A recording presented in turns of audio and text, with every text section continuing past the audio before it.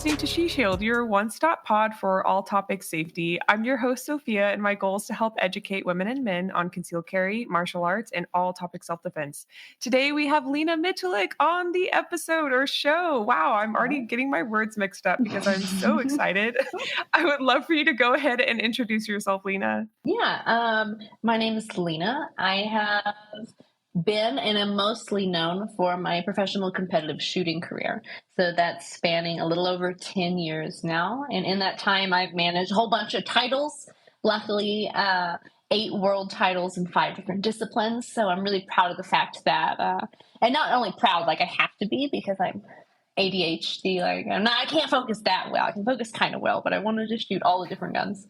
So a rifle, shotgun, 3-gun, PCC, pistol caliber carbine. I do it all, and I've had really good luck at it. And what else do I have to say? Oh, I come from 2 professional competitive shooting parents. I was literally born and raised on a gun range next to a gun shop that my grandfather started, and he was one of the very first ever custom gunsmiths and the first civilian to ever win Camp Perry, which was a really prestigious one-handed bullseye shooting competition. And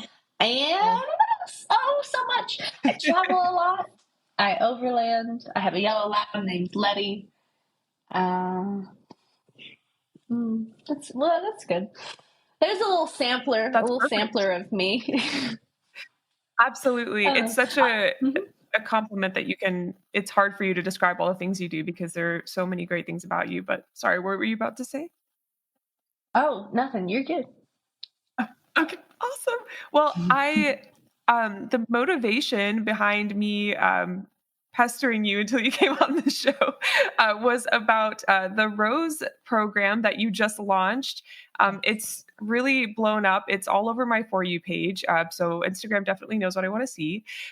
So I'd love for you to talk about that and just everything that has to do with that. I hope it's not too early to jump right in.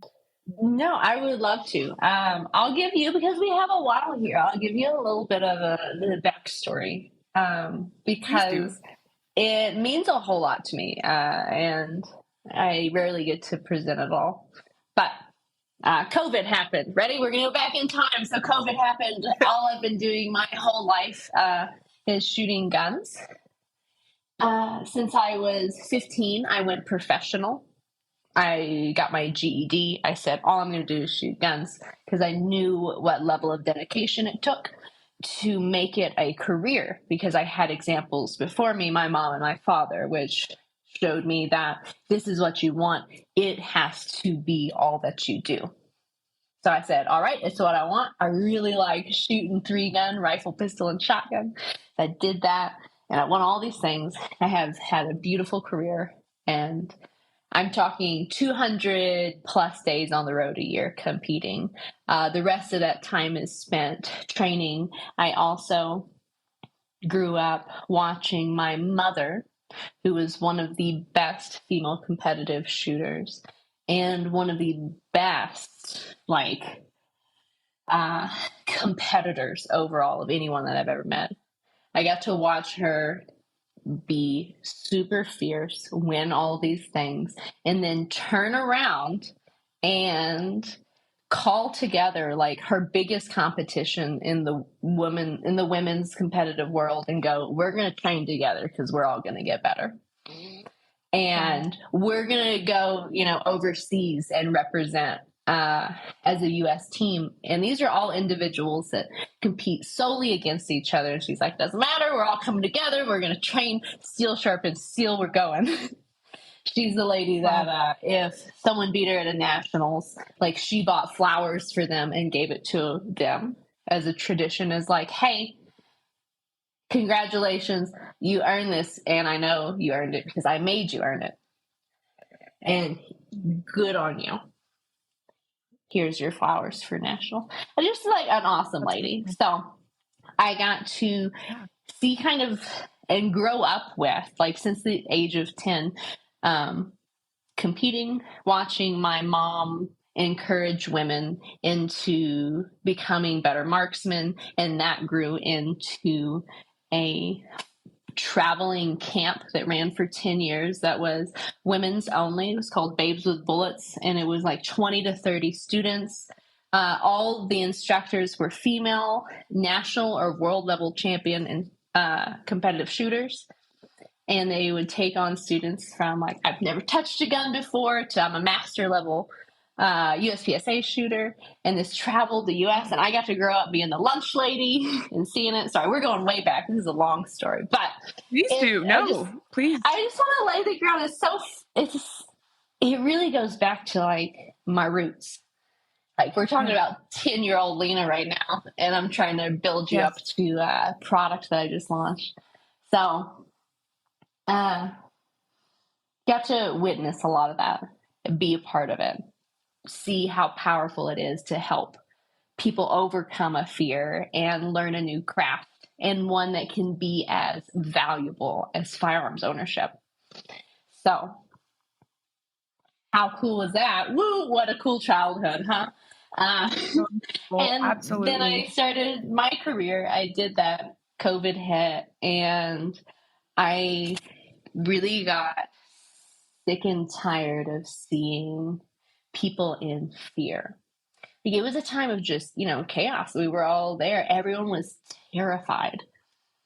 And fear is such a liar. And it's the ultimate thief of life. Like, it tells you, like, you can't be afraid. Just like, don't do it. You can't, blah, blah. And if you listen to it, you're done. And I got so tired of seeing people listen to it and lose their lives, just hand it over to someone else because they had no option. So I was like, geez, like, what am I going to do? What am I going to do? I'm stuck at home. I'm just a girl that literally shoots guns and posts videos on Instagram and Facebook. So what can I do? And I was like, okay, brainstorm, big brainstorming session. And at the end of it, and through COVID and through lots of months of searching and digging, I was like, all right, 2021, and big changes are coming. And luckily through 2021 and 2022, I better aligned with what I wanted. I decided that I even bought this domain name called Rosalie Concealed Carry. Rosalie's my middle name. So I was like, this is going to be my thing. I'm on a mission to make everyone comfortable with firearms ownership. Because if you're comfortable with firearms, like, that's the first step. Everyone tries to jump too far ahead, in my opinion. Like, we just got to get comfortable with guns. Yeah. Step one. Like, everyone's like, you got to, before we even purchase a gun, before someone's even thought about it, we're already pushing so many advanced questions upon them. And it's like, hey, let's just get cozy. Yeah. And I want everyone to have that ability. I don't want anyone to be in fear of firearms. So I decided it was time for me to take my skill set, take it on the road. I had this whole big plan to travel the US and teach all these classes and do all these things. And it was going to be a whole big hoopla. And really randomly, at like 10 o'clock at night in a hotel lobby in Arkansas, I was talking with, his name's Patrick from Sig in marketing. And I was like, Patrick, my life is shifting. And I had to, it meant that with this big tour and teaching all these classes, I would not be able to commit to competing. So this is me saying, hey, I'm putting the entirety of everything I've ever done on pause so that I can try and commit this other time to building up other people. And I told him this whole big spiel, and it was like one of the first times I said it out loud. And I was like, oh my gosh, it's happening, And Patrick goes, okay, I love it. We're going to do it. And I was like, what do you mean? We're going to do it. So he's like, we're going to do it. We're going to figure this out. And I was like, okay, whatever, Patrick. Patrick talks a lot. So I was like, okay. And a week later, he called me and he literally says, I showed it to Ron. Ron is our CEO of Sig Sauer. And I was like, Patrick, what do you mean you showed it? And he's like, I told him about what you wanted to do. And it was just like a from the heart friends, like pouring my heart out, like, I gotta help people. This is my calling, this is my path, it's aligning with what I have to do and all this. And he was just like, I told him it's the plan, we're going. And that was it. And like that's how it started. Like it started by Sig believing in my immense passion and decision to shift all these things around and decide to figure out what it was I could do to support women, specifically getting into firearms ownership. And they were like, yeah, we're doing it. And that was obviously not part of my plan. So everything and that big grand tour and all these other things got just like thrown aside, and we leapt into what is now ROSE by Sig Sauer, because like I really just kind of had a dream and like I'm doing it. Like that was pretty much all I had done. I picked a direction and I was saying and telling people that I was going to do it and making plans, and then it got all flipped upside down in the best way possible. Because what it allowed us to do, which I hadn't even thought about it in the time, like in the moment, but what it allowed me to do was finally connect some parts of the industry that I feel like have always existed, but never together. Like, you are an instructor. You're here to help support people in their firearms ownership journey. That is fantastic. We have all these users on the outside going, let's build you up to be a great owner. And then we have the companies pushing products going, here, buy our products. This is what you need to be a good marksman. And they're not together. And you have to have both of them. Like you got to have a product that you really believe in, that you can use, and you got to have the skills to use it well. And like I said, it's nothing new. We've had tons of initiatives for women, and there's tons of people instructing women. And I'm not saying that that's a new thing. My mom did it. Like I grew up doing it as a kid in Babes with Bullets, but finally the industry is going, hey, you know what? We have to further support our customer. You know, now that they have this product, how can we make them a competent and confident marksman? 98% of guns are shot less than once a year. So like people aren't going to the range, they're just buying them. And now we have so many people that bought a gun in the last few years just because they finally had something scarier than the idea of owning a gun. And that's the only reason they have one, but they still have this, what feels like a snake in a box in the corner that's just going to like pop out and bite them. And then when they get online and go, I need help. Oh my gosh, it's overwhelming. When I turned 21, I was like, no big deal, concealed carry. I've been waiting. You know, like I've been shooting guns. I already got world titles. Like I am good to go. I live on the range. I shoot at Lacey. No big deal. Come on. And then I tried. And then finally I got my license, and I was like, oh, and I'm still struggling. You know, like here I am. 7 years later, concealed carrying, and I'm still figuring things out. And I had every question about how to shoot guns, about how to be a good marksman. I had all those answers already. And just the question of how do I carry this on my person was overwhelming. And then I got into what's the legal side of concealed carry? And then what about when I'm traveling? And then what about this? And then what about that? So exactly. It's a huge elephant. And I'm excited that Sig and I are taking it as the industry and finally cutting it up into smaller pieces that are like bite-sized and giving those to customers so that they can build up over time. They can build up their skill set. Because I don't want people to just buy guns. I want people to be really good users of guns. Because it's silly just to have them. So, Yes. anyways, Rose, what is Rose? Sorry, long. Oh my gosh, no, Lots that's of incredible. talking, It's all those. about it. Please, But that's what this time is for. all of that led up to um, me being able to offer a kit with Sig. So it's a beautiful box that looks like it belongs in your closet with the rest of your designer boxes. And it doesn't yell, I have a gun. Step one. Love that. It has a safe storage option that comes in it because as soon as you get a firearm, the number one thing that's next is like, what am I going to do with it? Where am I going to put it?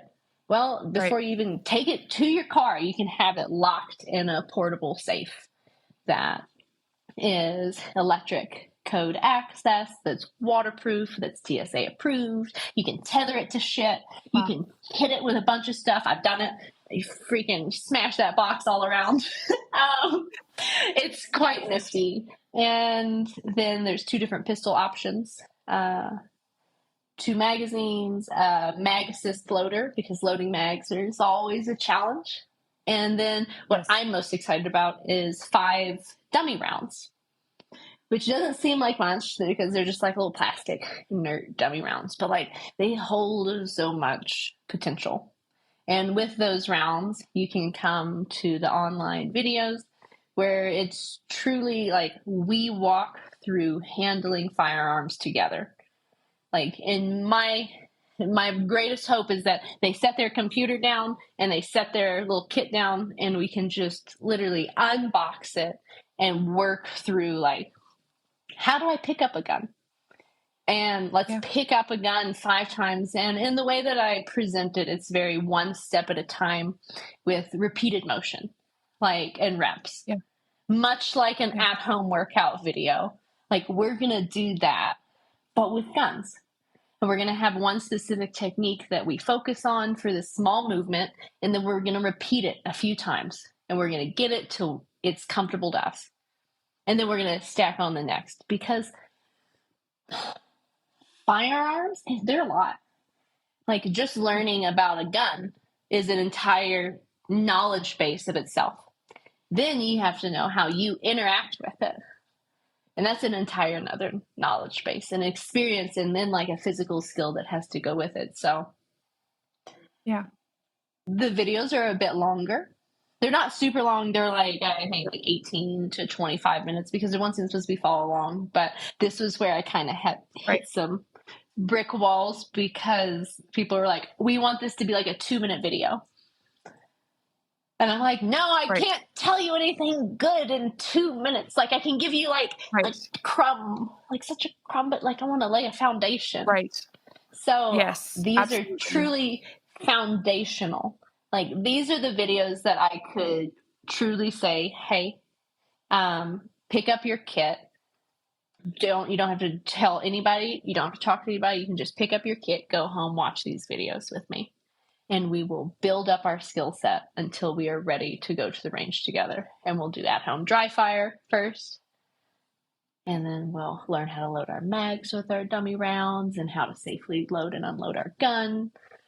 We'll learn how to do everything we need to have a good experience when we go. Because a good first-time experience is so important. So important. Absolutely. So, anyways, so that's Rose. And there's also an online community. There's a Facebook group that's all women. And that thing is popping. Like those people they are all about it. And I'm excited to be able to hop in here over the next few months and really be able to provide additional information and support to all of them and be able to have a direct line for SIG to get communications from their buyers. Because that is such a hard thing for the industry to have. But now it's like, hey, you want to know what women want? Boo, boo, boo, boo, boo, boo, boo. Hey, women, like, what do you want? Turn around, go SIG. Hey, like, let's do this. So I'm super excited to just kind of like I don't know, shake it up a little bit, kind of give some people some voices and a place to be, and invite people that are kind of on the fringes to go, hey, like, let's just touch a gun, get cozy with it, and then we'll move on. Yes. We don't have to put a gun in our pants Absolutely. quite yet. We can just hang out. Right. We can just shoot. Absolutely. That'll be good. That's a really good point. While I lead with a lot of concealed carry topics on my page, I get a lot of questions. I get most questions about just how to start and what gun to buy. And I oftentimes find people asking me about a holster before they've even gotten their gun. And I always tell them like, hey, let's back up a little bit and talk about what you're thinking. And I think it's great when I understand why people want to get a gun that's compatible with like Filster holsters, like anything like that, where they've just seen how versatile it is. And I understand that. But I totally agree. I love that you're leading with the concept over like the consumerism side, and like the skills over the product. And so nice to see. Yeah. It's what has to be. You know, like we got so many guns out there. We got so many everything out there. It's like, oh my gosh. Yeah. Let's just make things easier. Let's stop trying to reinvent the wheel, and like let's just listen to what people want and provide them the answers that we know that they need. Like, we know people need safe storage. We know people need training. We know people need encouragement to go to the range. We know that the narrative of how we talk to people needs to shift. Okay, cool. Let's do it. No big deal. Let's just get to doing. Absolutely. And for anyone interested in actually purchasing a ROSE by Sig Sauer, how do they go about getting one? Can they just go to their local range? Yes, you can call your local dealer. They're shipping nationally. They were received remarkably well. So that's super exciting. We just launched in January, and it's 2 different pistol options. One is a 380 365 and one is a 365 XL comp ROSE. And I can tell you, there's a reason for both of them. I chose a 380 in the lineup because if this is truly someone's first gun, like we always tell people, if you've never shot a gun before, shoot a 22. Absolutely. I agree. But if you're only going to buy one gun and you're only going to shoot one gun and you're only going to do one thing, I think a 380 and this gun is the most perfect. I can learn to train on it because it's light recoil. I can learn how to do everything, and I have an option that I can carry, and it is an appropriate caliber for personal protection. So that's the 380. It's also a little bit smaller than the 9. And then the 9, which is an XL, so it's just a little bit bigger, and it has a comp on the end. The little bit bigger is against popular belief. The bigger the pistol, usually the easier the recoil is to manage. Whereas the smaller the pistol, the harder it is. This is like a thing that is very contrary to most things that I run into with people, but just a note. But the XL is a little bit bigger, so it's nicer with that 9mm round. The comp I love comps. It was my demand. And it does an excellent job, so it helps with recoil management also. And 12 rounds, you put an optic on that one if you want to get all fancy. Anything you like. Wow. But those are the 2 options. Yeah. That sounds incredible. I was actually going to ask you to go into detail on that, so I'm glad you did that. It sounds like you all have just made it like almost a scalable experience for anyone wanting to get into firearms. So that's absolutely incredible. Do you get to go in person as well and work with people when they purchase their ROSE? I know that you can't be in 1,000 places at once, but do you have any events that people yes can know about now? Or okay. We at the what is it? I'm sorry. So many things just went through my head. Right. I know I should have given you March. some warning. We didn't plan these questions. March, there are 2 events. One is open to anyone. Okay. It is in Florida at Frog Bones. So it's an in-dealership, in-store experience. It's a try before you buy, so you can come and shoot the guns in their indoor range for free. You can, I think, get a discount. I think they might even have a line on them. They're kind of hard to find at this moment. So I think there might be some like there. And then at the end of March in Nashville will be a ROSE retreat. This will be the very first ROSE event. It is already booked, but it's 2.5 days. It's a fly-in and a dinner, and then a half day on the range with me training, and then a half day of like concealed carry seminars. And also we're in Nashville, so like line dancing and a beautiful dinner at the Dolly Parton like rooftop place. So we're gonna do that. I was actually just there. Very nice. Oh, really? Oh, fantastic. Oh, good to know. I live in Jonesboro at the moment, so I'm super close to Nashville. So yes, that will be so much fun. Yes. Oh, perfect. Yeah. That's wonderful. So that's the first 2 events. More in-store ones to come. And kind of figuring it out as we go. ROSE is still pretty new. We're a little bit wobbly-legged, but we're doing pretty good. That's lovely. Yeah. And how was it at SHOT Show to talk about it like for the first time and on a big scale? Numbing. Like numbing. I was on a stage. Like I had an entire tent and stage and thing, you know, and like my bosses there looking at me giving presentations to media. I'm also like not someone that like I am someone that does it. Like I do these things, but I'm not someone that does it because they're comfortable with it. But I am good at it. Okay. Luckily. Right. Or at least the people clap. So like as long as they clap. Yes. I'm like, oh, okay. I need someone to cry, or I need someone to laugh, or I need someone to clap. Like we gotta get some type of emotion. Absolutely. I saw that video and you did an incredible job and you're doing a wonderful job now. You're very fun to listen to. I can just tell you're genuinely excited and love what you do. And it's just awesome to see you in your element. So very cool. Well, thank you. Yeah.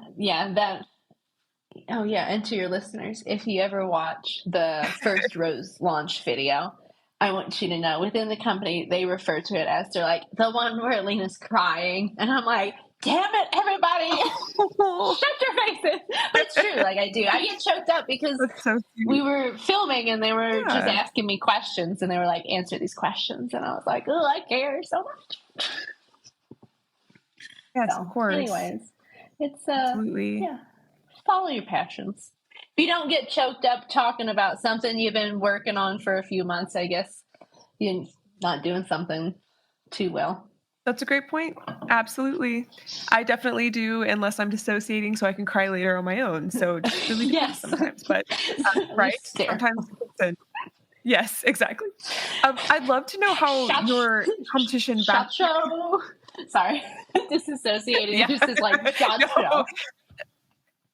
Hey, I was even there as like I was there as a very small scale influencer, like did not really have any booth assignments and still was just so overwhelmed. So I cannot imagine how that was for you.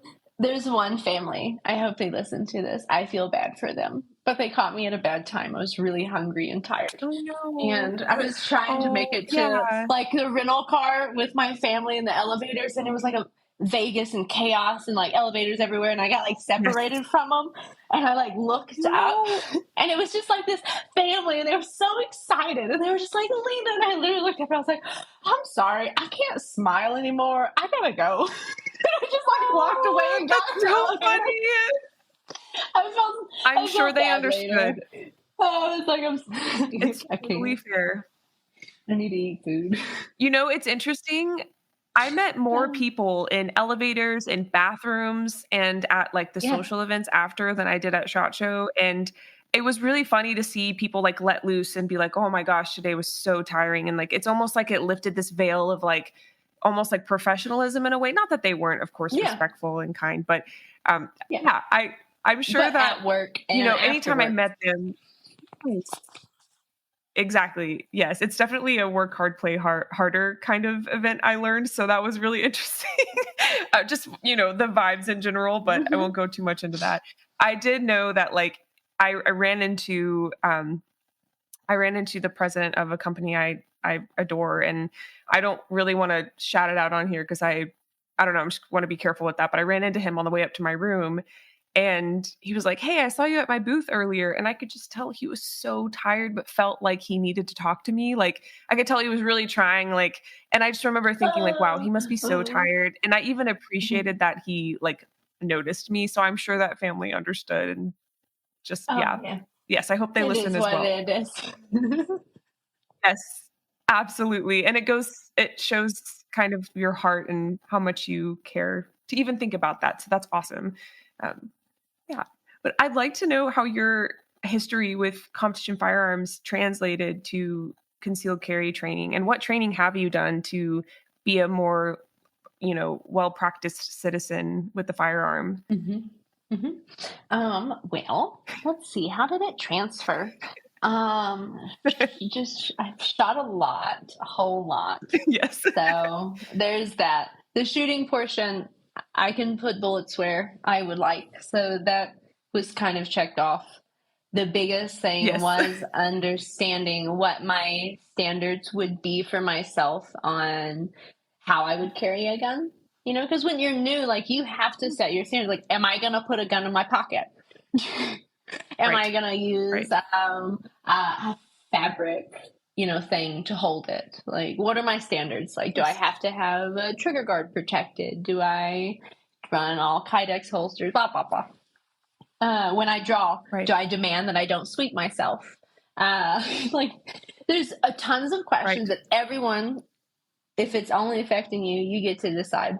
So when it gets to the, does it affect other people? Do the, I think, standards of the masses truly come down?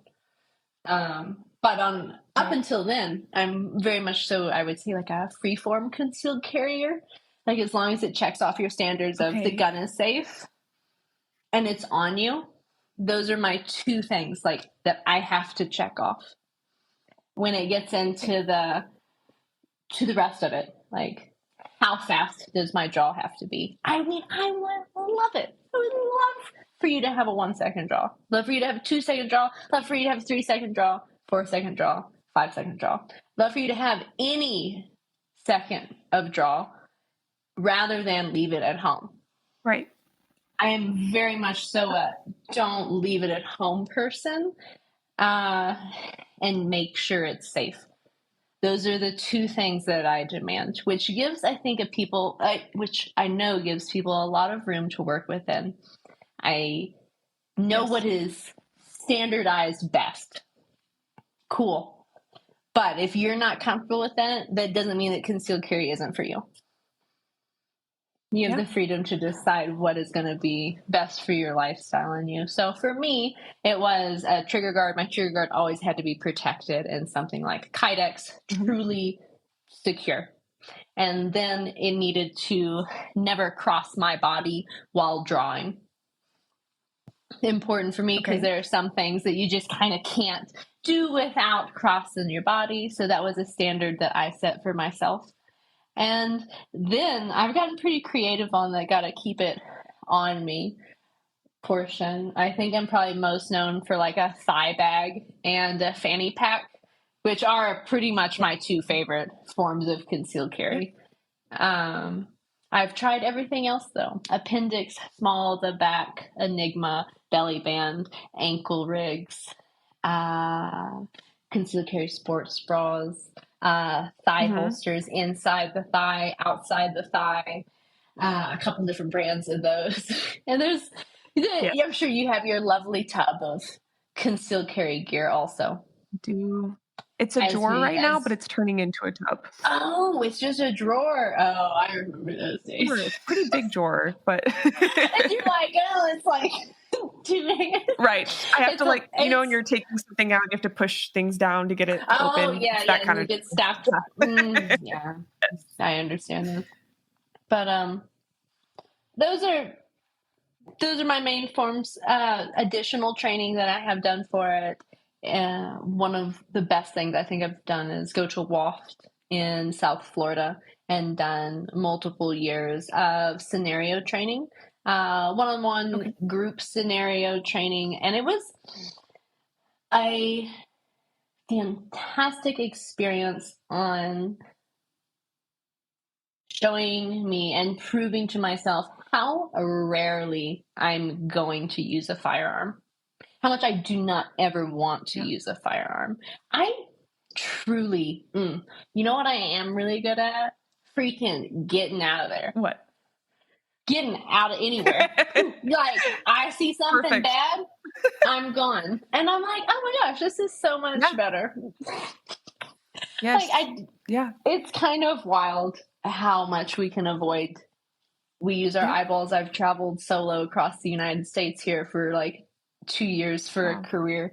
Lots of gas stations, lots of rest areas, lots of things avoided. A lot of things that could have gone super different. And just because and specifically because I knew I had a firearm, like, and I'm so like, I don't wanna, that I am hyper aware.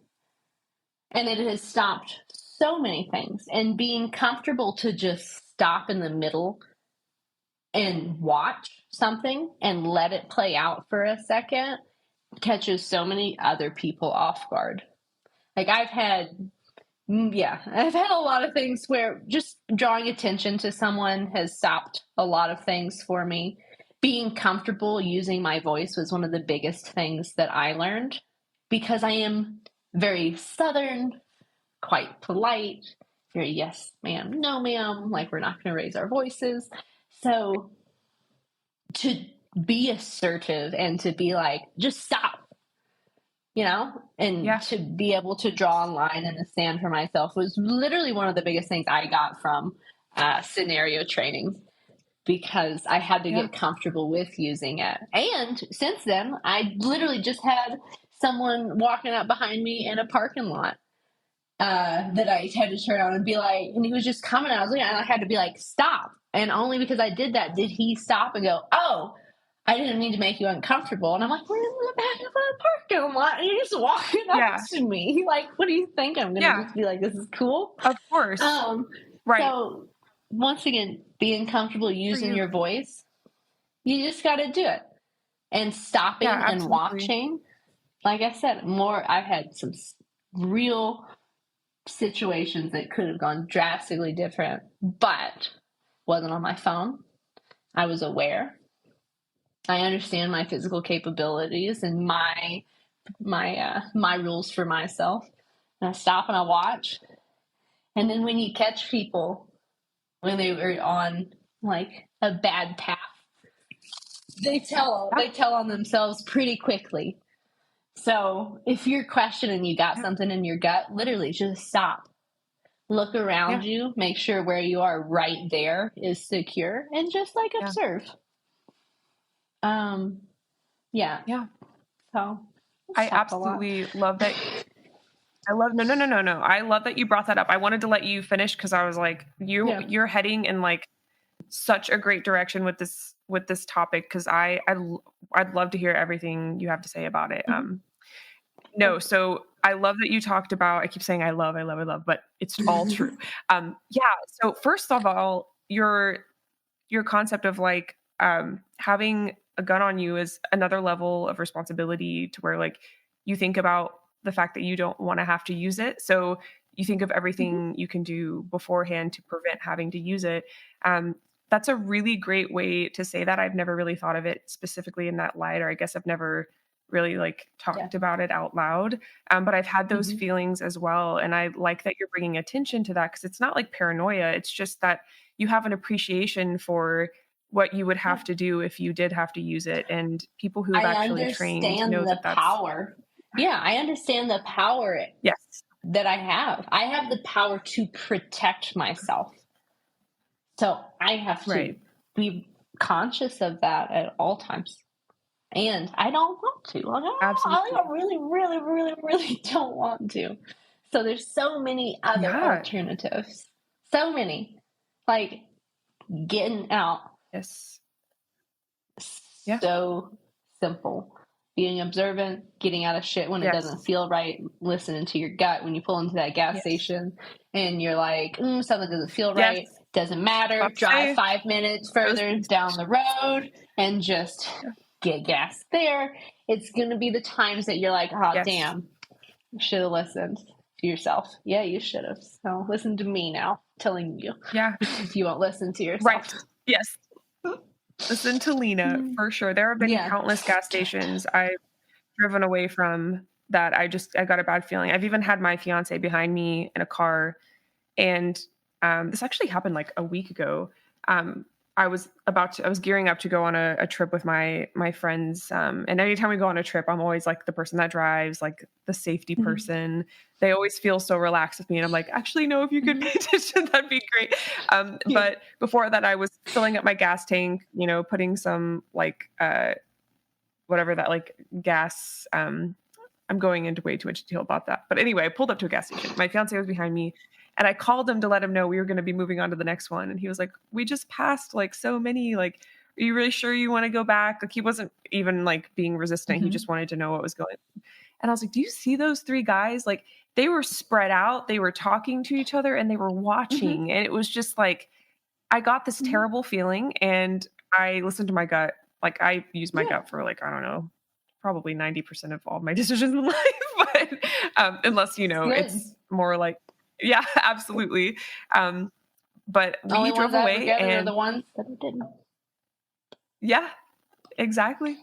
And I love that we did drive away. There was an instance though on that trip I just mentioned where all of my girlies and I were getting out of the car, and we got a bad feeling. We got back in. We went to a different gas station, and it was in that gas station that this very drunk man came up and asked us questions. And I started to like give them like the look, like, let's get out of here.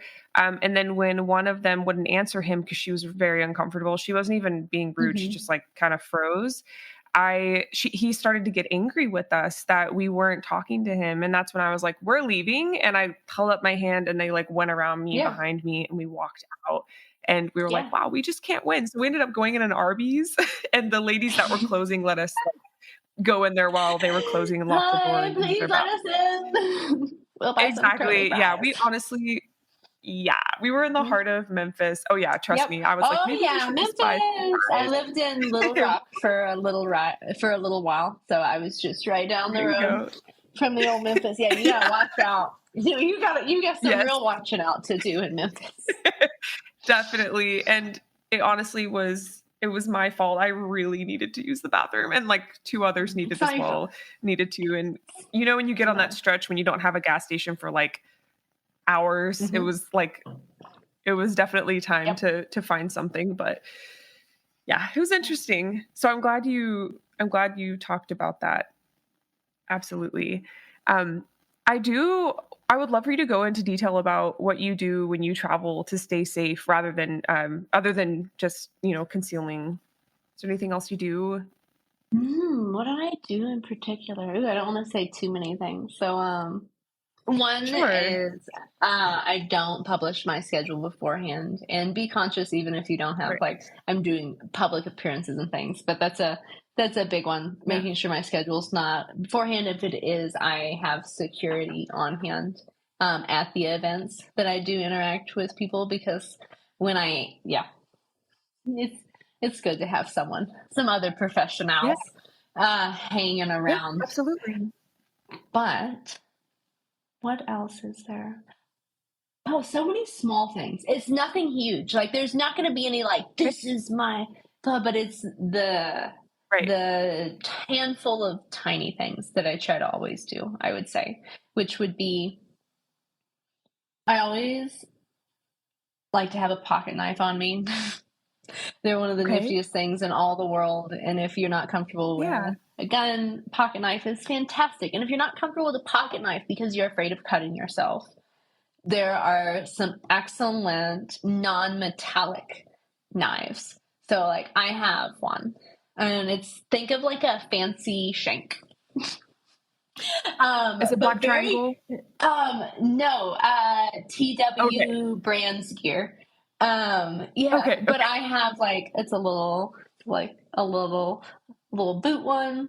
And it's excellent for places where you can't have a pocket knife or metal or anything like that. You don't have to worry about cutting yourself.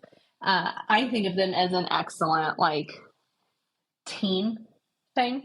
I've always been conscious of my personal safety, so I guess I feel odd saying like for teens, but I have always been kind of self-sufficient and of that mindset, having grown up around it. So like I remember, this is a random left turn, pause and left turn because I think this is funny. Go for it. When I was, what was I think 14. This was around when there had been a lot of bad theater happenings. And I was going with my little girls' friends to watch a movie. And I was like, what are we going to do? Like, it's just us going into this theater. And all of you guys, like, if something happens, I'm going to be the one that has to do something. None of you are going to do it.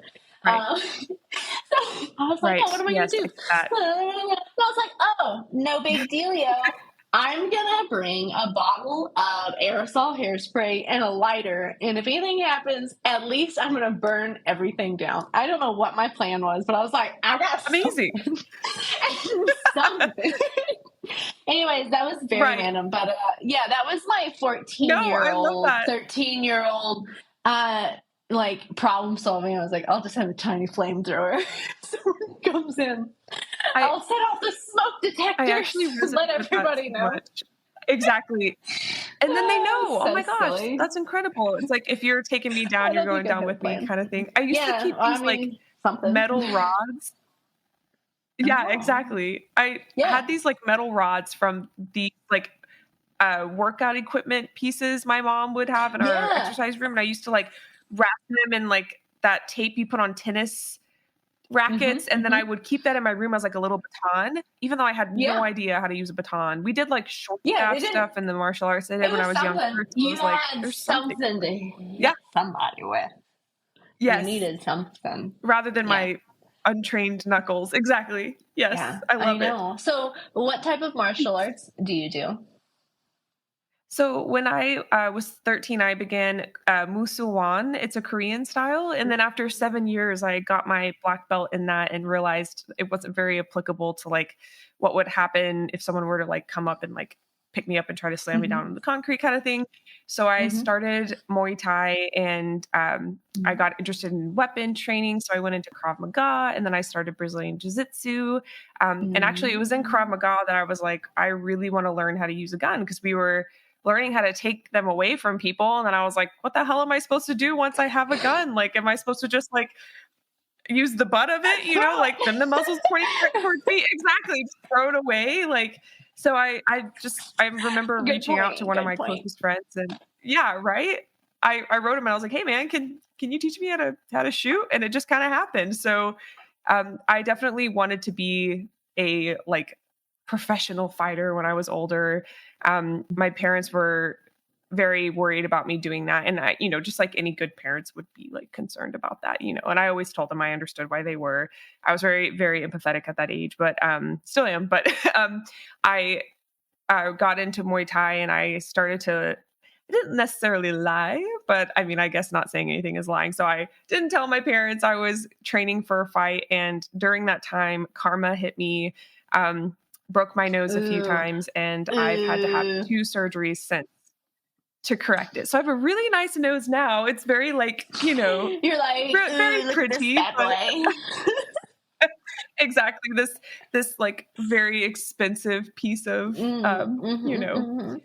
Look at these nostrils, handcrafted by the gods. Exactly. Yes, that's what it feels like. So that's why my training has kind of evolved from mostly like jujitsu to now weapons. But now I'm learning in order to truly like understand, weapons training, there needs to be a little bit of force on force. So I love the seminars that have the helmets and where Mhm. I don't have to worry about my nose breaking It and everything. Have you done it is anything like that? wild. I've done the simunitions, that training I talked about in Florida at Yeah. a place called Waft. You have like Okay. a full simunition pistols that looks just like normal pistols. You just have your helmet Yeah. on, and then you're running around the giant property. They have like a Wow. coffee shop. They have a gas station. They have like an indoor What? parking area. So like the first scenario that most people I think start in and that I did was just he has a vehicle inside this giant shop, just like parked in there, and he's like, "You're just going to get in your car," and hands you the keys, and then like you go outside the building, and then you come in, and like the lights are off, and you have a flashlight, and you just go and get in your car. And sometimes you just walk and get in your car. Sometimes you just encounter people. And sometimes people jump out and try and stab you. And sometimes they try and rob you. And sometimes pure chaos breaks out. But it's mainly all based around you and how you react. Um, learned what was my, whoa, That's my God. I amazing. remember my first scenario. What I learned was two things. One, you can turn around and not go to your vehicle, which is once again that Okay. whole like you don't have to go for like you can get out of there. And this whole like Yeah. I was going to the vehicle, I opened the door and I was like, this isn't really a great like this doesn't feel right. And I still was like, well, I gotta go to Right. my vehicle, like I gotta leave. Mm. And it ended up going bad. And he was like, why didn't you just leave? Like you had an option and you made the choice. So what was your decision behind it? And I was like, I just said it's what I was doing, and I did it. Right, right. You just um, committed. Yes. yeah, you just committed because we put those things in our brain, and until we give ourselves the option to like, I walk out of Walmart and I see some sketchy stuff going on in the parking lot, I don't have to try and rush by it to get to my Right. vehicle. I can just turn around, and it's like, oh, duh, yeah. So that was important. And also, then there was one where I made it to my vehicle and I got inside and I was like, woohoo! And as soon as I sat down, he sat down in the passenger seat next to me because when I hit the unlock button, it unlocked all the car doors. And I learned that you can set your unlock on your key for Mhm. like one click, driver's side, two click, both door, blah, blah, blah. And I had no idea. So that Yes. was a very big, like, well, shoot, here we both are Well, just looking right. at each other, sitting in this truck. You have to like you learn at some point. I mean, my dad told me that when I was younger because I used to think he was paranoid. Now I just realized he was being a good dad. You know what I mean? Otherwise, like if that's not something you've been told or warned about, Mm-mm. how would you know? You know what I mean? Yeah, so And that now was, you're telling, I'm sure someone listening right now is like, what the heck? yeah. You know? Yeah, so make sure your key's set so that when you hit unlock, it doesn't unlock every door so that you and everybody else can just have a party. Uh, yeah, I didn't want a party. Anyway, Absolutely. Yeah. it was very eye opening, and that's where I learned to use my voice, and that was awesome. I got to take a knife fighting class. I did Taekwondo growing up, and I got my Okay. black belt in that. I did a couple Wow. months Okay. of MMA. I did just a little bit of jujitsu. Okay. And what I have learned from all of them across the board is that I am remarkably inefficient in a hand to hand fight, and no one Okay. is allowed to touch me. That's Like yeah. if I There you get go. to like a place, because I try pretty hard. I work out. Currently training for my first marathon. Like my title has been like professional athlete for a while, so I feel like I'm kind of like a higher end of like my size, for ladies. Like Yeah. Oh, I got some muscles. absolutely. So then when I went to jujitsu, Yes. I was like, Great. yeah, Yeah. yeah, this is gonna be good. Ooh, ooh. Uh-huh, I found out that uh-huh. like my physical equivalency in a guy is like a 13-year-old beanpole that looks like his arms are gonna like snap. And it's not a skill thing. It's like we're physically a match. And I'm like, what is this? Here I am working my ass off, and this tiny human is my physical equivalency. So when I look at these big humans and I think, holy schmoly, if they get their hands on me, and then I got to fight quite a big, I had no fear. So like, I was going up to everyone on the mat and being like, hi, will Yeah, you roll with me? good for If you. I think if they get me, if I can't be speedy enough, if they truly grab me, it is so hard to go from there. Yeah. Like they got me, and people aren't allowed to get me. That's my personal Right. line in the sand. This is where it's really Yeah. on me to use my voice, to use hand gestures, to draw attention, to avoid, because that's my line that I don't and cannot let someone cross. I also learned Right. again and walked from multiple ones where getting bear hugged and carried out. And I was like, I do not like the fact that someone can just bear hug me, pick me up off the ground. Like that is Yeah. infuriatingly, like what was the word? I don't know. It infuriates me, but it also makes me feel so insecure. You know, just to be picked up Mhm. and plucked from a Absolutely. place. So it Violated. just shows me that it's once again a line that people aren't allowed to cross. So it's on me to figure Yeah. out how I don't let people get there. So Yeah. being very aware, using voice and hand gestures, Yeah. like you can really throw most people off. Bad guys, like they're not known for being super smart. And especially the ones that are just like a Right. random act, which are going to be, I would say, the majority. Just don't Right. be the easiest prey. Like, Yeah. puff up, be a little bit more. And Yes. guess what? Then you're going to be fine. Yeah. And if you're someone that doesn't have the ability, know that the less physical ability you have to defend yourself, to stand and fight, or to escape, the more of an equalizer you will need. Like Yes. I am just one person. I'm my own responsibility. I don't have children. I don't have anything that ties Yeah. me to one location. So running is always going to be my first act. I physically have the Right. ability to get out. I'm agile. Mhm. I can run. Cool. So if you I love that. don't Yeah. have all of those things in your advantage, that's when you got to be more on that equalizer. If Yeah. you're physically not fit, you have something that ties you to a place, you have just yourself, you don't have any other tools additionally to you, that's a vulnerable place to be. And this is Yeah. a world that I think we have the best experience when we are vulnerable to those that we choose and not Yeah. to the world. You know, this is not a matter of Yes. shield yourself from everything and everyone. There's never going to be an answer, Right. but there are a lot that need to be on the other side of that line. You got to figure out who those are. That was so beautifully said. Thank you. Oh my goodness. Did you practice that? Like, No, these are just my spiels. yeah, no, that Mm, was such a great thing to say. yeah, Yeah, like we want to be able to choose who we're vulnerable with. Not everybody gets to be close to us. So let's yeah, train for those people that don't see that boundary, when it's clearly there. I love that. And mhm, you make a good point. Your training is very dependent on like what your everyday life looks like. Chris Cook just came on and talked about the difference between before he had his, 4-month-old, I think by now she's 4 months old. I'm not totally sure. So sorry, Chris, if you're listening and that's wrong.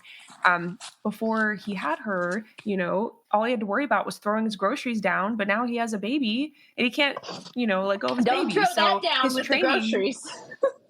exactly. And he made such a good point. It was so eye-opening. And I love that you're bringing that up and you said it in such a beautiful way. You have to train to your ability and to your, with your circumstances. I love that, so that you're not a victim of, someone else invading that and violating that. Yeah. Yeah. We get to, and a cool thing about arming ourselves, and in whatever way it be, whether it be our mind, physical tools, however we choose to do it, the more we do it, for me personally, the more I can be open and helpful to the world. Like the whole, you got to fill your glass before you fill other people. I have to make sure I am secure and that I am good before I can go out and be the best citizen that I can be. And this hit me and kind of opened my eyes when I had just done a training at WAFT. I had gone traveling across the U.S. solo for my first time for the first few months. And I was at a gas station. And I'm someone truly that any random person, I could be across the parking lot and someone will walk across the parking lot and just talk to me. Not like they know me, just my face says, hello, come and talk to me and tell me about your day. And people do. Yeah. So I'm here at this big old gas station pumping gas, I think washing my truck. And this biker pulls up and is like, hey, can you give me directions? I need help. I'm lost. And I'm like, one, here we are in this giant gas station, all these other people, you pick me. You're just a random leather jacket, biker. And it's 2022 at the time. How do you need directions? But I had just gone in all this training and I was feeling very comfortable and confident and everything read good off of this guy. It was just a very what type of scenario. Yes. And I was like, no, yes, let me have it. I was like, I think I was in Idaho at the time. I'm not from Idaho. Okay. And I was like, well, actually, I have no idea where anything is, but what are you looking for? And I ended up calling over 2 other people that were pumping gas that were locals and got directions. Anyway, and coordinated and got this guy directions and sent him on his way. But it was an instant that if I hadn't felt so comfortable, if I hadn't had all these tools and experience, the situation itself would have gone, I'm a single lady at a gas station with a biker singling me out to come over close to them. Kind of not a thing I would do on my own. But it allowed me to be the person that I want to be, which is helpful and open and supportive and inviting, but only because I have taken the precautions to be able to do that without the risk of myself. Because no one, I don't think, should ever be asked to do that. I can't help someone else at the cost of me unless it is what I am truly a professional at. And so thankful. So how lucky are we to have people that sign up for that? We have military, we have police, we have personal security, we have people that go, this is my calling, this is my job. I step up for other people that can't or choose not to. Everybody else, you need to watch out for you, and you need to watch out for if you possibly have anyone underneath you, under your care. Elderly, young, those physically able to take up that job. But anyways, another side. I love that. It's a different view of arming yourself. It's not putting up a wall. It's I think maybe just putting up a gate so we can mediate who comes into our lives a little bit more. Ooh, I love that analogy. Okay. Yes. That was pretty good. Yeah, that one was pretty good. I'm pretty proud of that one. Right? You want to trademark that? I love it. Yeah, not a wall. That's so awesome. Gate. A gate. I like it. Oh my gosh. Yeah, I've been wanting to make, this is kind of a little bit tangential, but I've Ooh, been I'm wanting to ready. make some like stickers. Oh, great. Some like stickers and merch from like things like that are said on the episodes. So like if people want to buy like almost like a little memorandum from like a Yeah. particular episode, they can do That that. would be And fun. I'm actually working on it right now. So if you're listening and you're like, that sounds really good to me, be on the lookout on the Instagram for sure. Yeah. Actually, you reminded me of something I did when I was okay. I was coming home from college, so I should have been like 19. Let's say like 19. And I was picking up my mom's birthday cake, and my sisters trusted me, and ever since I've been like the designated sister to go get the birthday cake every year because I live the closest and I'm the one that can go home and celebrate with my mom. Little tangent. There we go. Wow. So, right? Such an important job. It So, is. It is. to give you some right? To give you some context, before I did this, this homeless man, or so that's what his condition seemed. So I'm definitely, it's speculation, but he also did tell me that. So the first time I met him, I was outside of a restaurant with my dad, and he came up and asked for money. He explained his situation, and he did make up a story that he had 3 kids and a wife that he was trying to feed. And I gave him money just because I wanted him to go away. I also Mhm. kind of was just like, yeah, that sucks, man. Like, here you go. Just, I was trying to talk to And my we're dad. So I was allowed like, to have hope that yes, we can help absolutely. people. Like, even though most Yes. of it's shitty, if it is true, Yes. I hope that it does help someone when it is true. And if it's not, Oh my gosh. shame upon you. Absolutely. Anyways, continue. Yes. Shame. Yes, no, I totally agree. I love that. We talk about some really almost like just like daunting topics on here. So I like that you said that. That's so true. The second time he came up to me was when I was carrying this massive cake. We were having a big family gathering, and of course, I was a college kid. I didn't have a lot of money, but at the time, I really didn't have any cash on me, and I really didn't. And he came up to me in the parking lot. I had parked a little bit further away because the cake shop was super busy that day. And it's December. My mom's birthday is the 16th of December. So it's literally right next Mhm. to Christmas and everything. So busy. I was walking in my car, and he came up and he was like, hey, like, I have like, I forgot what he said. He said, like, I have a couple daughters I need to feed. And I was like, hey, man, I remember you. Like, I was like, I can't help you today. I've got nothing on me. And he fought me. He was like, I need money. And I was like, I don't have any money on me. I'm a single woman in a parking lot. Why Yeah. are you approaching me? And I was like, you should be ashamed. And I literally just like, I was like, get away from me. And I remember being so like, this just like, I found my voice. I'm really proud of myself for that. Mhm. Cause looking back, I was never trained to do that. Mhm. Even at like Craig Douglas's managing unknown contacts practice, it was hard for me to find my voice. But in that moment, I was like, he definitely passed that threshold of like, I've already said no. And he's now arguing with me, Mhm. for me not giving him money that, Escalating. I've He's earned. So it was escalating, and it's not he's appropriate. escalating. Yeah. Absolutely. That was a moment where like I just spoke my mind because I knew I needed to Good say job. something. So I was like, why are you approaching a single woman?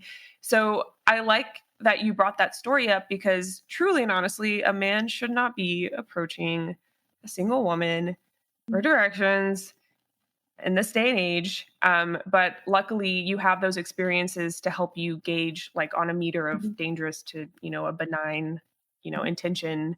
And you were able And to respond. I love that. yeah, thank you. And I have more experience probably being approached than maybe some. And not only because of me, but like I have a truck that's kind of cool. So mainly I get a lot of people like at gas stations that just come up and are like, oh, hey, what's going on with your truck? Like what's going on with this Gotcha. build? And we'll like nerd out about my truck for a moment. Um, Nice. but that's an appropriate way. Like those people Yes. approach and it's like, oh, I'm going to wait a little ways away until like there's eye contact and be like, Yes. oh, hey, blue, blue, blue. But also know that Yes. nobody else has to act in really any certain kind of way. It's on us to set our standards for how people have to interact when they stay in our lives. And if they're just passing Right. through, oh, they still get to act however they do. Sorry that you That's a good witnessing point. it, isn't part of like it doesn't align with you and what you're doing, and that sucks. But Right. everybody gets to do what they do and how they do it. to a degree. But Yeah. it's all about Good way to say it. the Absolutely. parameters that we put. So find out what they are, be firm in them. And a place like this is really nice to come and hear what other people's are, because when you are setting like lines in the sand for the first time, it's really uncomfortable. And it's like, am I in the right? Am I in the wrong? And know that if you are uncomfortable, then like you get to set it. Like your answer gets to be for you. Yeah. Like if a situation doesn't make me uncomfortable, but it makes you, guess what? Your line is somewhere else and it gets to be there. Yeah. And no judgment for it. Just be wherever it is. And you get to base it off of how you feel. So figure out your parameters. Makes life a lot easier. Yeah. You're probably an excellent friend then, because that's always my healthiest relationships are with women in my life that we have no trouble saying like, hey, like that actually made me feel a little uncomfortable, and like just communicating boundaries. And it's just like that. It's where is your line compared to my line? And I'm sure you're a great friend. That's a trademark. Why, thank you. Yes, absolutely. I hope you've enjoyed talking about the self-defense aspect. I'm sure I have. I don't often get to. Good. That I'm so happy you could do it here. And I'm honored that you're doing it here, because I almost feel like it's almost exclusive, because it's like I definitely heard of you in for the first time in light of when I was talking about starting competition shooting. That's kind of how I heard of you. And I actually think I found you before that. I honestly, my timeline is kind of I don't know, I was about to say salty, unclear. I was about to say salty anyway. Not important, but yeah, so it's really awesome that you're now here talking about self-defense, and you've created such an incredible resource for women getting started. And I'm excited to direct people to you. I'd like to eventually shoot the news Rose Sig just to kind of get a feel for it, so we can explain or just share my experience. I'm not just like referring it to people without shooting it, but I will definitely tell people to do more research and just at least look into that. A note is too that for all the online videos, the follow along videos, they're open to anyone. They would have gone on YouTube, but YouTube restricted Sig's account right before the launch of it. And like Sig just got their Instagram reinstated. So there's been huge fights there, but that was the original goal. But we couldn't launch them. So sadly, these videos now live on Vimeo for now, which there's links to it through the Sig Sauer website and the social media pages, ROSE by Sig Sauer. But eventually they're to go, because we're trying to set a standard of just education with product ownership. Obviously, if you have the kit, everything makes sense. You have the dummy rounds. We're using the same gun. Everything's a bit easier. But the foundations to shooting are pretty much always the same. So if you have a pistol, we can do most of it together. We can still work through the dry fire. You can still master the foundation and figure out your grip and your stance and your dominant eye and everything else like that. Yeah. And you're welcome to the community also. All of it. Open to everyone. The kit just helps. And if you already have a gun you love to, pick you up some dummy rounds and come join in, because there's so many great uses for dummy rounds. And once again, I'm excited to roll out more information and more training options for that, because dummy rounds will work a flinch out of you like nobody else, like nothing else. That's a great point. I just saw one of your videos on that. So you all, for anyone listening that doesn't know, there's also an Instagram designated to the ROSE program. So if you guys want to look that up as well. Otherwise, everything you've mentioned, I will link in the show notes, which are the notes below the title. So if you are listening to this and you want some more information, want to join the ROSE program and get your hands on one, you can find all that information on the website. So that's awesome. Honestly, this has been so much fun. I had a few notes on what I wanted to talk about, but I had a feeling it was just gonna flow. And you've just Wow, you've said so many incredible things. I know I'm going to listen to this a few times myself just to reflect on some of the things you said. As a host, sometimes I'm focusing Well, on, thank like you. taking notes off to the side and Yeah. planning. So it's Hosting? nice to go back later and listen and take it. Yes, hosting. Oh my gosh. That's, You are this yes. emoji. Yes. Mhm. That's such a good point. Absolutely. And we're Mhm. actually about time, but is there anything you'd like to talk about or say to the listeners before we Mm, end the episode? yeah, I would. Let's see. Please. Um, hmm. I would shift it a little bit to like my world of being a brand ambassador and influencer and social media person, because that's a whole nother Please do. world in and Yeah. of itself, and one that is hand in Yes. hand with kind of everything that I do. And there's not a, I mean, there is a lot of information, but not, I think, in the firearms specifically realm, there's not. So let's chat about Yeah. like how to have a career in Please. the firearms industry and maybe some I would information love that I've that. learned there because it's been nifty. There's been a lot of learning. Yes. Um, Yeah, so let's please. see, where would we start with that? For anyone, which is a question I get a lot, which is how do I become a professional competitive shooter? Like, how do I get paid to compete and shoot guns? So here's my answer to that. You have to add value to the company somehow. That's how you get paid for anything. You add value. If I want to get paid from a customer, I need to add value to their life. And if you're trying to work for a company, you have to figure out how you can add value to them. Being a professional shooter and the best shooter in the world, there's a direct tie to, like how that can support them. But what about on your journey upwards? Like you don't just wake up the best shooter in the world. And what if you just want support along the way? Well, know that it's all made up. Every job, like on the marketing side and all that, like it's made up. You figure out what you're really good at. It doesn't have to be being the best shooter in the world. Like that's one. Like I'm going to get paid because I'm the best shooter in the world and the company gets benefit from it because I shoot their guns. Okay. You'd also go Right. like, I am an 2A ambassador. I share with my small community and friends, and I'm known for being super inviting. Awesome. You can take that talent, that skill, put it into the firearms world, and put a money sign to it. Like, it's made up. I'm so proud of you for taking this big leap into like an independent career.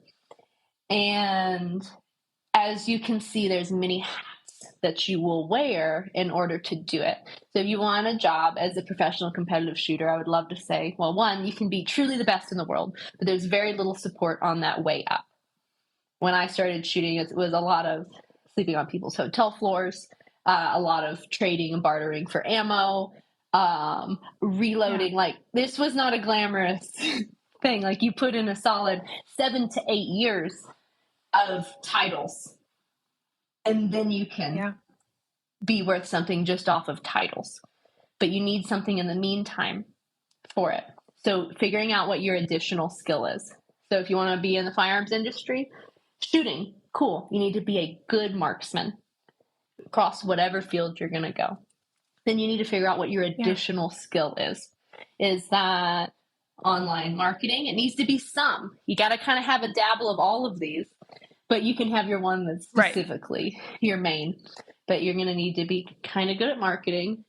That Yes. can be in any facet that appeals to you. You can be an educator. You can just be an enthusiast. You can teach people how to be better marksmen. You can just talk about guns, whatever is your fancy. Yes. And you need to really protect your name. This is probably the Yeah. biggest thing for longevity is that you're going to go kind of rough for a few years as you build up a reputation and a name of committing to only people that you truly believe in and only Yeah. supporting products that you truly believe in. If you are just a name that can be bought, your career will be super short. The firearms industry is too small to be what would be like a mass influencer. You know, like a big influencer that's like, this week I'm going to have this vitamin gummy, and this week I'm going to have this lotion that makes my ass giant, and this week I'm going to, you know, like whatever it is. Like, there's not enough companies in the firearms industry to be this sponsor hopper. Yeah. In the social media world, and especially not in person at like competitions and on a circuit. So do not sign with someone just because they're offering you free things, unless it's like game changer. You know? Yes. Like, you're going to have to fund yourself for a while, and it's going to be rough. Right. And support is great, and you can make deals with people to make it, you know, like as you go. But every time you tie your name to someone, to a company, and you break ties with them, you lose value. Your recommendation then goes down, because now here's yet another thing that you're recommending, and another thing. So having really high standards for that will give you longevity. It kind of makes me sad when people are like, I've seen people, I remember seeing this person that was like, I'm going to shoot my first local USPSA match. How do I get a jersey? And the jersey game is so different. And it's like, don't you dare put a logo on you if you want this to be your career, and not have someone supporting you in some big way and put that logo on you. Like, don't make yourself free. Right. You got to set your value. If you're going to represent something, you got to say, this is my value. And until it's there, and until it's a company that I believe in, a product that I fully support, only then will I consider tying my name to it and building a relationship there. Lots of people will try and give you little things here and there. Very tempting, very tempting. I know, but we're going to have patience, and we're not going to touch the little things around. We're going to commit for a little while, and then you get much better deals. And then once the industry gets that you're like just not a sponsor hopper. Oh my gosh, sponsor hoppers. Like, what are you going to do? You're so valueless. So that's a big one. Understanding having at least two big skills. If you're in the firearms industry, being a great marksman or an adequate marksman is always going to be one. And then having an additional skill. Good on camera, good at teaching. Maybe you're a photographer. Maybe you're really good at writing blogs and essays. Maybe any of that. You can take all of that, make up a career, come into the firearms world, and kind of get someone to pay you for it. It's kind of cool. Like, my job's made up. I literally shoot guns for a living. Like, I have no real title. I'm really good at that. And because I'm really good at that, and I worked on all of my other skills along the way, like presenting and I don't know, all the other things that I do. I'm supposed to be better. See, presenting, here I go blank. See how good I am? Totally fine. But you've shown it this entire episode what you do. Yeah, whatever your skill set is, just really live it up. And it'll have a place in this industry. Don't feel like there's a mold you gotta hop into. Like, you don't gotta come here and be like, oh man, now I guess I gotta wear a plate carrier. Like, no, be who you are as an individual and bring that flavor into the industry. Because if we just want what's already here, then we don't need you. So figure out what you bring. It keeps it all you. I think one of my greatest skills is that, and one of the things that I try to be, is like the greeter to the firearms industry. Like, I want to be that person that's like, hey, welcome, take my hand. I get it. We're kind of taboo. We're kind of weird, but like, it's going to be fun. Like, trust me, come on. Yeah. So that's like my goal. Anything that falls under that and that feels right to me is what is how I present myself on social media. So figure out kind of what you want to be and who you are, what reflects you best, and stick with it. Don't try and become something that you feel like the industry wants, because make the industry want you, it goes better. Wow. I'm literally Shop. writing all this down for me to review later. Oh my gosh, this is great. Yeah. But yeah. Don't sell yourself cheap. Hold out. Only if it's a product you believe in and a company that you believe in, like the people of the company. And then the third one is that they're going the same place you want to go. You want it to be the longevity of a relationship. You have to make sure that there's, like your next steps, not just the here I am now, give me money. Very important. Yeah. And then stay true to yourself. Don't try and fit what you think this needs. Be who you are. If I could suggest anything, be who you are amplified. Like exaggerate your personality. It's good. It's also a really, I think, good exercise on the internet because it's really uncomfortable to post. Yeah. Like, here I am in my house filming myself. Let me just post this so that my CEO, Ron Cohen, can watch this later. Like, how awkward. Yes. But that's so funny. That's a great way to put that. I can think of all these random people that are going to one-off just watch it. And if I think about them just it's atrocious. But if I enjoy making it, if it's fun while I did it and it reflects me, then I got to do it. And there's a lot of times I've posted things and I'm like, oh my gosh. And always, the more me they are, the better they do. The more comfortable I am with opening myself up, the better the reward always is. But the internet is scary. It's vulnerable. Scary place. And my therapist told me this word that I just I use on a daily basis with content creation, and it's a vulnerability hangover. You almost get this hangover of vulnerability after you post something, and it's every time, no matter what, when you're being yourself. For me, at least, it's a lot to open yourself up to the world. But like I said, it's how you. I don't guess it's the only way. I'm sure a lot of people have made other ways, but the only way I've made it. So I don't know about those other ones. They sound tricky to manage. Yes, being something you're not and having to uphold that. That's something that I've personally struggled with. Absolutely. Yeah. Going into this industry, especially going from medicine, trying to find my way, there are so many people who have the plate carriers and the rifle to pistol transitions. And then you have people who are solely competitors, and then people who are solely brand reviewers. And it's where the hell am I supposed to fit in here? And I always go back to my core values. And I still struggle with this, to this day, fitting in and wanting to kind of be part of a niche because it's there and it feels more comfortable, when really I'm my own niche. And a lot of what you said spoke to me, pretty much all of it. Actually, I wrote it all down and I have it underlined here in my little notes, but I love that you said all that. Yeah. Good. Yeah. There's no handbook on how to do this.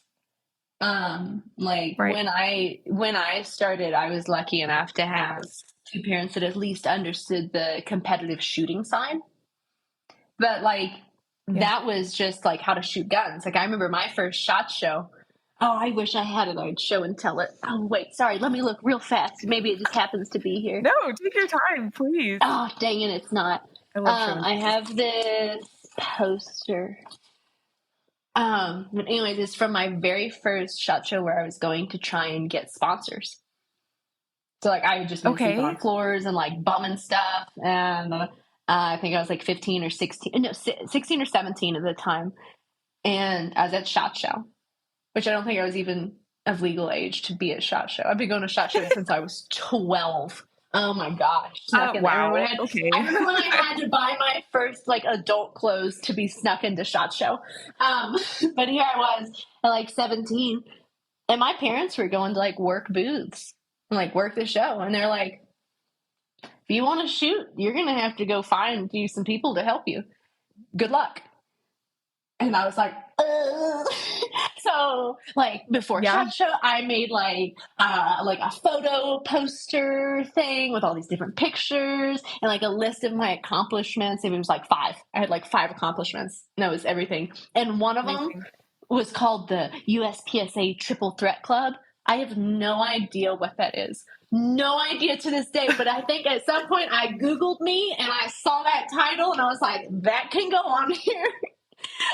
And I put that on there, and it was a lime green like paper text thing that I had like typed up like a, "Hey, I'm Lena. Please give me money."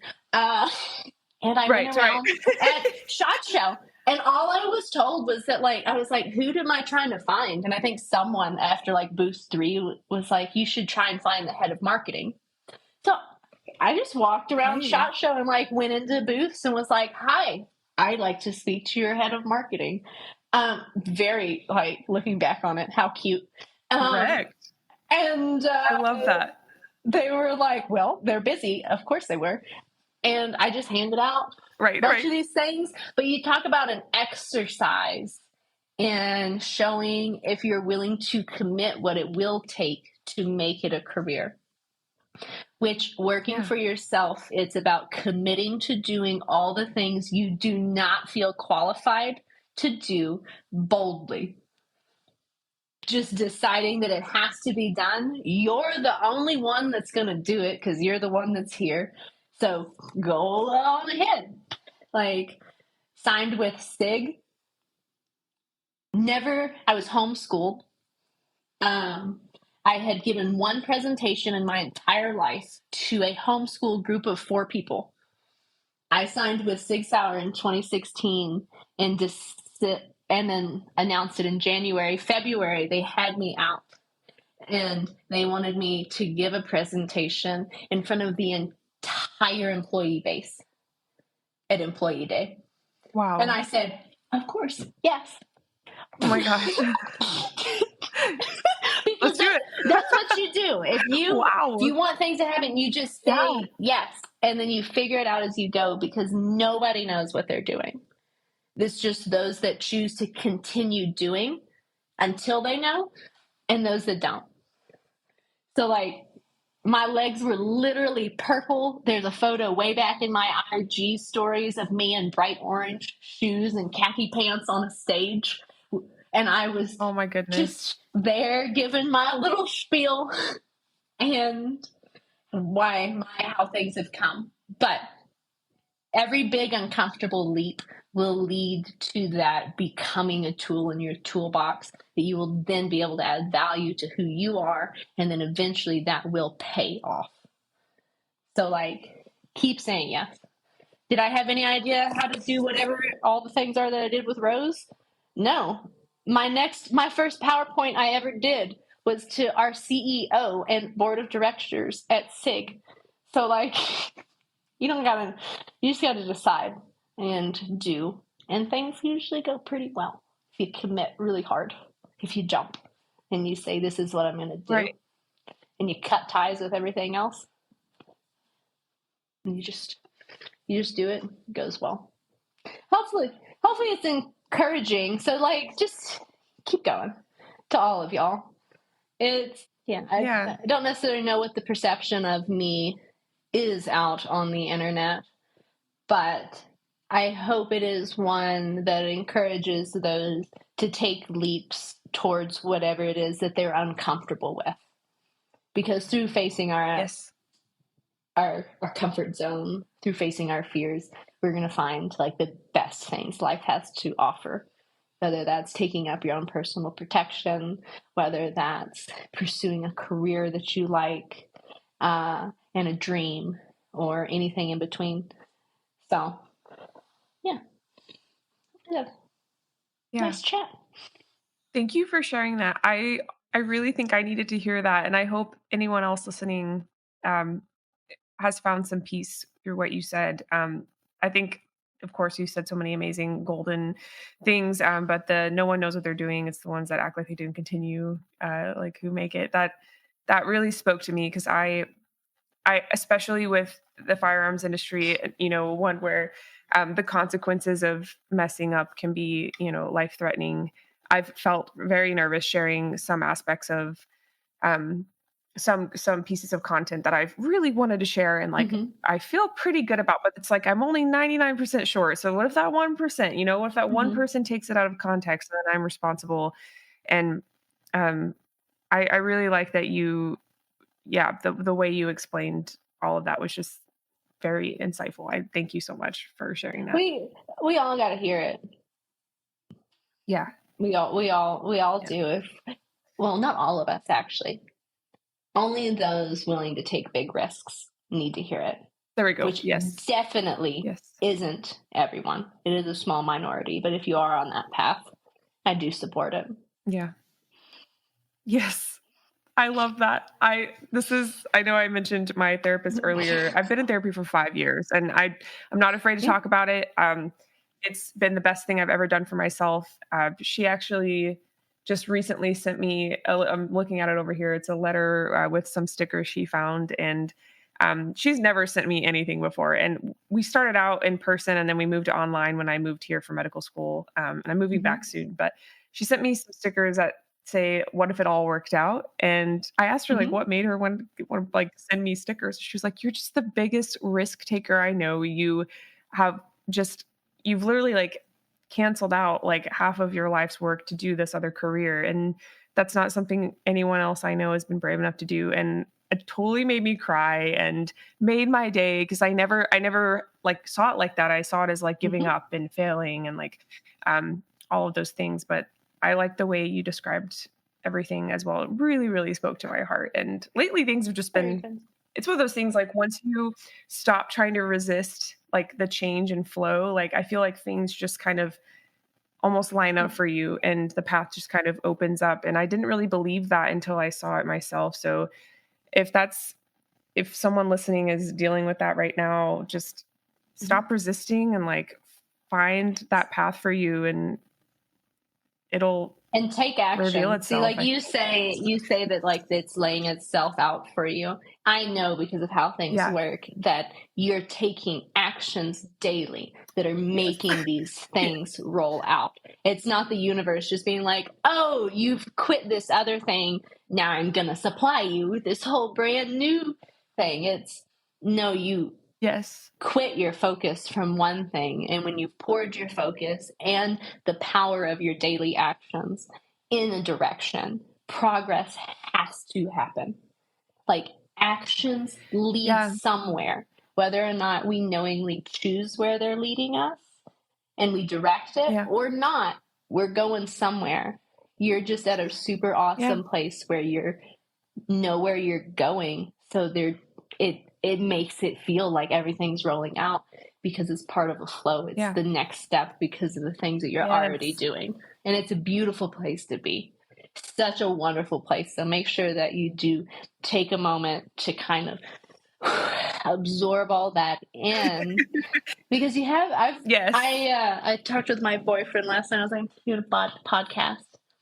And he was like, with who? And I was like, talked about you. And I was like, it's been so fun to follow your career and you getting in and to see your first message about hey, I want to get into USPSA and I'm thinking about doing this. And now look at you, a year later, freaking already shooting USPSA matches and showing other people how you got into it and your experience with it, which I have loved. And then you just got your NRA certified instructor course. So you're checking off the boxes. You're taking all of the actions that are available to you. And when we do that, what we want comes to us. So good on you for being diligent and not waiting for something, because that we can wait a long time. Yes, we can. Ooh, yeah, you're going to make me cry. Thank you so much for that. But in the best way, seriously. You're so encouraging. And yeah, I'm definitely going to listen back to this part a few times. So I'm probably cringing in the car right now that I said that because that's where I listen to all my podcasts. I'm probably heavily cringing right now, but that's okay because happy for you. It's all right. Give yourself some grace. Yes. Yes, absolutely. Yeah, and I hope someone, listening out there, no matter what career path they're in where they're taking risks, can have some peace now. So, yeah, Yeah. Yeah, thank you you so can. much. Oh, you're Before we sign welcome. off, are there any, like, future plans you have or, like, any classes you're excited to take or teach or anything you'd like to Oh, share? what am I doing? I have the few events in March. I have that one open to the public Yes. in Yes. the third weekend in March, second weekend in March, maybe. Sorry, Okay. it's at Frog Bones. And there's also the Yes. very I'll first find it. ever Shoot Sig event, which is a super awesome, like truly beginner competition. Like you don't have to have a gun. Loaner guns are there. You can walk up.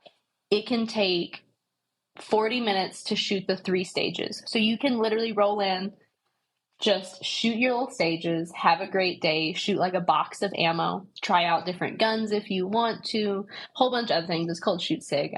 I think it's about the neatest thing. And it's very complimentary and goes right along with Rose trying to start the initiative of getting people to the range and becoming competent marksmen. So that's cool. What else do I have? Oh, I'm currently in the process of becoming a full-time creator on the Miculek.com YouTube channel. That has been Okay. my father's since whenever we started it way back in the day. We started it way back in the day. I used to be like the person that helped him for eons on it, and then I moved away. And now it's gotten to a point where it's just not necessarily as fun as it should be for him.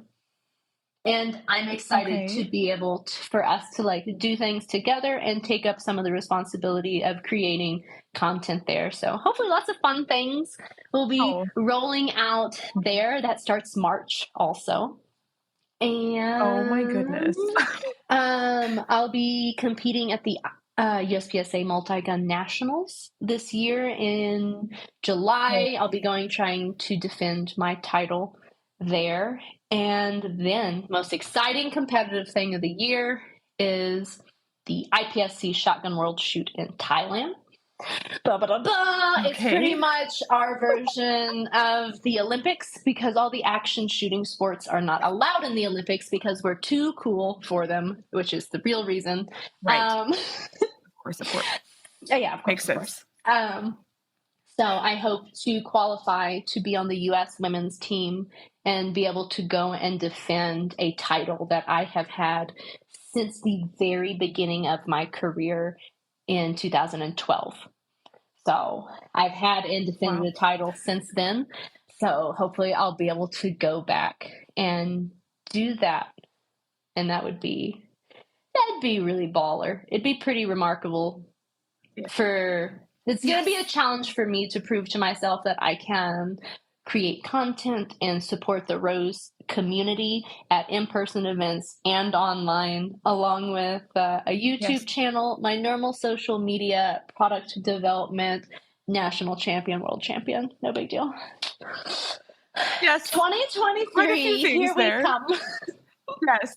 But Absolutely. Oh my gosh, you've it'll be fun. so totally got this. I am so excited to watch your journey and just Thank you. cheer you on as much as I can. I'm so impressed by you. I don't know if you can tell. My And jaw hurts from like it dropping and smiling and dropping. It's like a well, workout. good. So does Well, it look good, more good. chiseled or is Ooh, that the chisel jaw. This is how you get that TikTok Yes. jawline. Exactly. Oh my God. Yeah. Mm-hmm. No, for sure. Thank you for sharing Mm-hmm. all of that. I'll link everything you just mentioned in the show notes. So for people interested in kind of watching your journey and Yeah. um, joining you at Shoot Sig and the Frogbone event, Mm-hmm. they can do that if they want to go to Yeah, the link. So and I'm you going to look into can. those as well. The Shoot Sig is open to the public, correct? Yes, yes. And you could Yes. show Okay. up and Okay. shoot. It's 3 or 4 standardized courses of fire, all from a table, so you Okay. don't have to have any holster work. You can bring your own Nice. gun if you would like or not, doesn't matter. Show up. There is a huge plethora of SIG guns from 22 pistol to a whole bunch of 9mm pistols to an MPX, and you can get those on loan. You can shoot through your stage. You can shoot through once. Say, I want to shoot every single gun. I want to shoot through this thing 8 times. Cool. Sign up 8 times, shoot through. If you would like your scores to show, they can. If you're doing it straight for fun and you don't want your scores to show, no big deal. You just tell your RO and they won't go in the overalls. It's small groups led with one range officer through the whole competition. So it's very inviting, and like you have one person for the whole time. They're going to help you.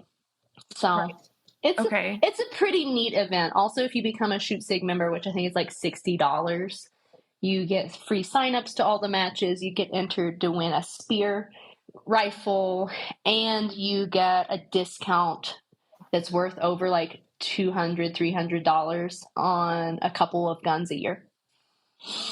It's just a whole big old thing. Sig's making a huge initiative this year, which I'm very proud to be part of, on, once again, supporting the user, inviting them to the range and giving them a thing to do.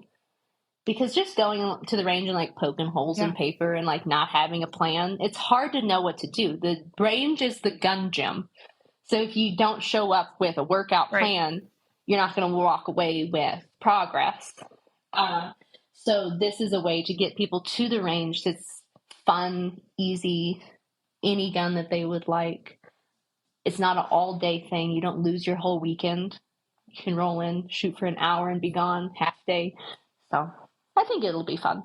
Actually, I know it will be. Like, I'm excited to go shoot it. I already shot it a couple times. But, but absolutely, I'll be there Friday morning, Saturday morning, on whatever day that is.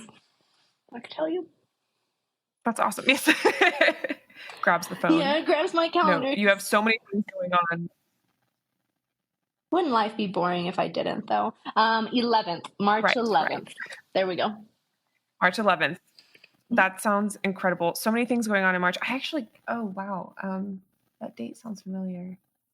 I'm taking an FPF training course by John Murphy, and I think that's the same day I'm taking it. I need to look. March is a big month for, I'm trying to fill it with classes and instruction. Yeah. Yes. That's exciting. That's exciting. It's good. What were you going to say? Oh, I don't remember now. Something else about March, except it's a lot. Gotcha. No, that's fine. Well, thank you so much for coming on today. This was such a great episode. It has like rejuvenated me today. This week has been so I'm finishing my master's right now, and I'm in a 300-hour internship, and I personal train and do photography on the side, and my jobs are very much, and my schooling is very much a big weight right now. So it feels so nice to come and talk about what I love. And I love that you got to come on and talk about self-defense when you don't get to do that a lot. That is such an honor. So thank you. Well, thank you. Okay. Yeah, I mean, and all the other things we chatted about. It was a lot. Oh my gosh. So many things. Yes. Just absolutely. I'm going to try. Word vomit. I was already thinking about how I'm going to describe this episode. It's going to be like in episode X, Lena and Sofia talk about like these 20 things. So we hit all 20 corners of that box. Yeah. We did. All over. Yes, absolutely. Over. Made some up. Nice. Yes, for sure. For those listening that want access to exclusive videos, you can become a Patreon.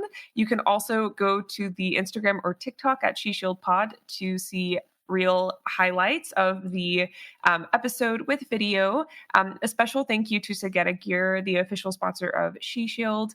For concealed carry gear and duty gear, you can use code SheShield10 for your Sigetta Gear order and to support the pod. All resources mentioned in this episode will be mentioned in the show notes. And if you like the pod, you can help it by liking, subscribing, and leaving a review on whatever platform you're listening on. And in the meantime, stay safe and stay vigilant.